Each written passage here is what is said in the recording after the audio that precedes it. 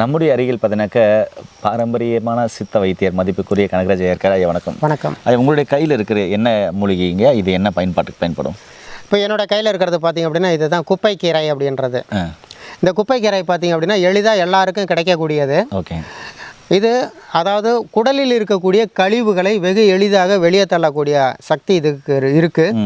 அடுத்து இன்னொன்று என்னென்னு பார்த்தீங்கன்னா நரம்பு தளர்ச்சிக்கு ஒரு அற்புதமான ஒரு இயற்கை ஒரு உணவு முறை என்ன அப்படின்னு பார்த்தீங்க அப்படின்னா இந்த குப்பைக்கீரை. நரம்பு தளர்ச்சி இருக்கிறவங்க இந்த குப்பைக்கீரையை வந்து அதிகம் பயன்படுத்தி சாப்பிடலாம்.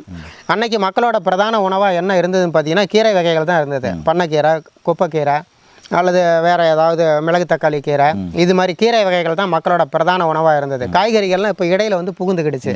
அதனால் இந்த கீரை உணவுகளெல்லாம் நம்ம மறந்துட்டோம்.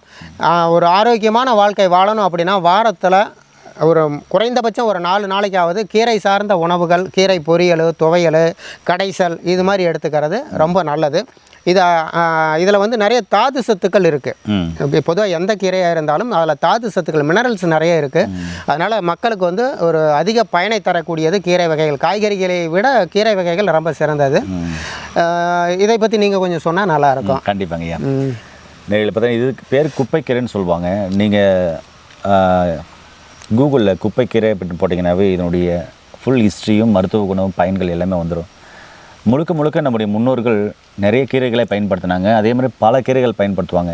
வயல்வெளிக்கு வேலைக்கு போவாங்க. சாயந்தரம் வரும்போது ஆணோ பெண்ணோ பார்த்திங்கனாக்கா தங்களுடைய மடியில், தங்களுடைய வேஸ்டிங்கில் இல்லை லிங்கிங்கில் பார்த்திங்கனாக்கா நிறைய கீரைகள் வர வழியில் பறித்து போட்டே வருவாங்க. வீட்டில் வந்து க்ளீன் பண்ணிவிட்டு சாயந்தரம் 6 மணிக்குள்ளே சாப்பிட்டு முடிச்சிருவாங்க. சரிங்களா?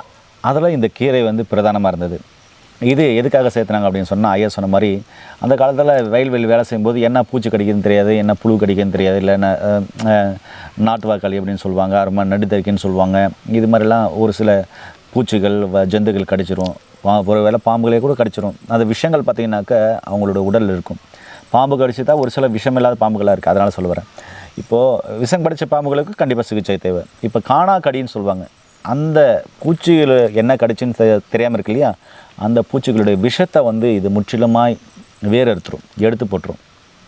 லிவரில் இருக்கிற டாக்ஸின் கழிவுகளை வெளியேற்றிடும். அதே மாதிரி நாக்குலேருந்து ஆசன வாய் இருக்கிற புண்களை ஆற்றும் கழிவுகளை வெளியேற்றி குடலை சுத்தம் பண்ணி உடலையும் சுத்தம் பண்ணி உள்ளுறுப்புகளுக்கு குளிர்ச்சி தரக்கூடிய ஒரு அற்புதமான மூலிகை.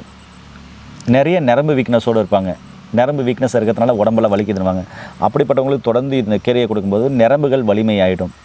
ஒரு சிலருக்கு வலி, வீக்கம் எல்லாமே இருக்கும். அவங்களுக்கு பார்த்திங்கனாக்கா ஆண்களுக்கு சந்தனம், பெண்களுக்கு மஞ்சள், இந்த கீரையை எடுத்து நல்லா அரைச்சி கலந்து அந்த உடம்புல பூசி அதுக்கப்புறம் நல்லா அதை ஆற விட்டு குளிக்கும்போது பார்த்திங்கனாக்கா அந்த வலி, வீக்கம் சம்பந்தமான பிரச்சனைகள், தசைப்பிடிப்பு சம்பந்தமான பிரச்சனைகள் எல்லாமே சரியாகும். இதை தொடர்ந்து சாப்பிடும்போது அஜீர்ணம் சம்மந்தமான பிரச்சனை, கேஸ்ட்ரிக் சம்மந்தமான பிரச்சனை, வயிறு தொப்பை, இது போல் உள்ள பிரச்சனைகள் சரியாகும். அதுக்கு நீங்கள் கருப்பு கவுனி அரிசி தொடர்ந்து இதோடு சேர்த்து நீங்கள் எடுத்துக்கினாக்க அனைத்து வகையான உடலில் இருக்க கெட்ட கொழுப்புகளும் கரையும். ஒரு வேளை இந்த கீரையெல்லாம் எனக்கு கிடைக்காதுங்க ஐயா அப்படின்னீங்கன்னா நாட்டு மருந்துகளில் இல்லைனாக்கா சித்த மருத்துவர்கிட்ட பார்த்திங்கன்னா இது மாதிரியான இருக்கிற சூதக லேகியம் இல்லைனா சவுந்தர லேகியம் அப்படின்னு வெவ்வேறு பேரில் ஒரு சில லேகியங்கள் இருக்குது.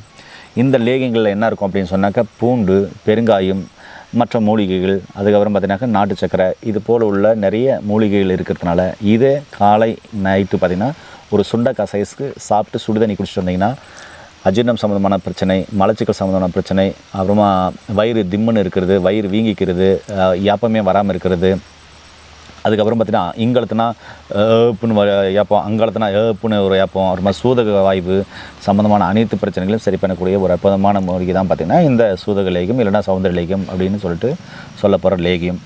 அதே மாதிரி வெயிட் லாஸ் பண்ணுறவங்களுக்கு இது ரொம்ப அற்புதமான மருந்து. இதை சாப்பிட்டீங்கன்னாக்கா அடிவயிறு சம்மந்தமான பிரச்சனைகள், தொப்பை சம்மந்தமான பிரச்சனைகள் சுத்தமாக இல்லாமல் போயிடும். அதே மாதிரி உடலில் எல்எஃப்டி எடுக்கும்போது இல்லை லிஃபிட் பர்பிள் எடுக்கும்போது உடலில் கொழுப்புகள் இருக்கிறத கண்டுபிடிப்பாங்க. அந்த கொழுப்புகளையும் கரைக்கக்கூடிய ஒரு அற்புதமான மூலிகை தான் பார்த்திங்கன்னா இந்த சவுந்தர லேகியம், சூதக லேகியம். இது நாட்டு மருந்துகளில் கிடைக்கும். இல்லைனாக்கா மருத்துவன் ஆலோசனைப்படி, சித்த மருத்துவன் ஆலோசனைப்படி கிடைக்கும். நீங்கள் வாங்கி சாப்பிடலாம். இதோடு சேர்த்து நீங்கள் என்ன பண்ணணும் அப்படின்னு சொன்னாக்கா கருப்பு கவுனி அரிசி எடுக்கும்போது உடலில் இருக்க கெட்ட கொழுப்புகள் கரையும். மஞ்சள் பூசணிக்காய் ஜூஸ் சாப்பிடும்போது உடலுக்கு இம்யூனிட்டி பவர் கிடைக்கும். அதே மாதிரி இயற்கையான பழங்கள், காய்கறிகள் நிறையா சாப்பிடுங்க. வாரத்துக்கு ஒரு முறை பார்த்திங்கனாக்கா நல்லா நீர் ஆகாரம் உள்ள உணவுகளாக, காரம் இல்லாத உணவுகளாக எடுத்துக்கோங்க. பழங்களாக எடுத்துக்கோங்க, காய்கறிகளை எடுத்துக்கோங்க. இப்படி இயற்கையான உணவுகளுக்கு மாறும்போது பார்த்திங்கன்னா நோய் நொடி இல்லாமல் ஆரோக்கியமாக வரலாம்.